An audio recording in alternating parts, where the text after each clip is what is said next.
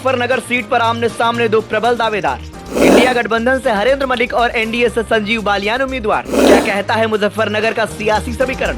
उत्तर प्रदेश की high profile seat Muzaffarnagar Lok Sabha seat पर पहले चरण में 19 अप्रैल को वोटिंग होनी है, जिसे लेकर बीजेपी और समाजवादी पार्टी दोनों ने पूरा जोर लगाया हुआ है।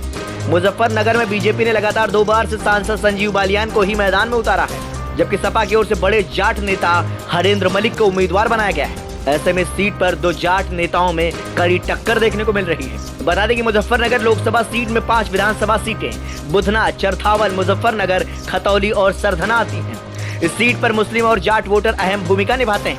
संजीव बालियान इस सीट से 2014 से लगातार 2 बार से बीजेपी के सांसद रह चुके हैं। बीजेपी ने इस बार भी उन्हें ही उम्मीदवार बनाया है। साल 2014 में संजीव बालियान को 6,53,391 वोट मिले थे, जबकि दूसरे नंबर पर बहुजन समाज पार्टी के कादिर राणा रहे थे। उन्हें 2,52,241 वोट ही मिल सके थे। इस चुनाव में सपा बसपा अलग अलग चुनाव लड़े थे।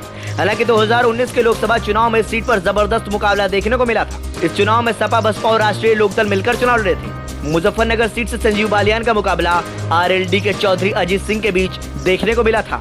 इस चुनाव में संजीव बालियान को 5,73,780 वोट मिले, तो दूसरे नंबर पर चौधरी अजीत सिंह को 5,67,254 वोट मिले थे।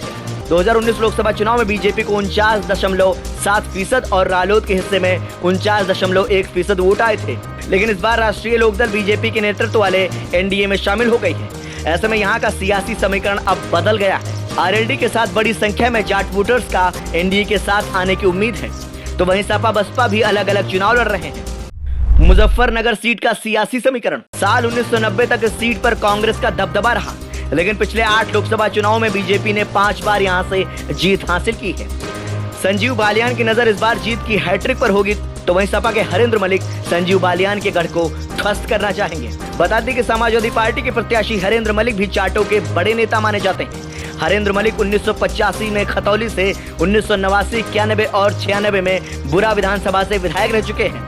इसके अलावा 2002 से 2008 तक राज्यसभा सांसद भी रहे हैं। वहीं उनके बेटे पंकज मलिक चरथावल विधानसभा से सपा के विधायक हैं। बता दें कि हरेंद्र मलिक पिछली बार कांग्रेस से चुनाव लड़े थे, जिसमें उन्हें महज 70,000 वोट मिले थे। लेकिन इस बार सपा कांग्रेस के गठबंधन है और इसके तहत उन्हें प्रत्याशी बनाया गया है। मुजफ्फरनगर का जातीय समीकरण। सपा के हरेंद्र मलिक भी जाट, मुस्लिम और त्यागी समाज से समर्थन की उम्मीद जता रहे हैं, तो बसपा के दारा सिंह प्रजापति अपने स्वजातीय और दलित वोटरों के सहारे मैदान में टिके हुए हैं। मुजफ्फरनगर में 18 लाख वोटर हैं, जिनमें 20% मुस्लिम, 12% जाट, 18% दलित हैं। इस सीट पर जाट और मुस्लिम वोटर्स अहम भूमिका निभाते हैं।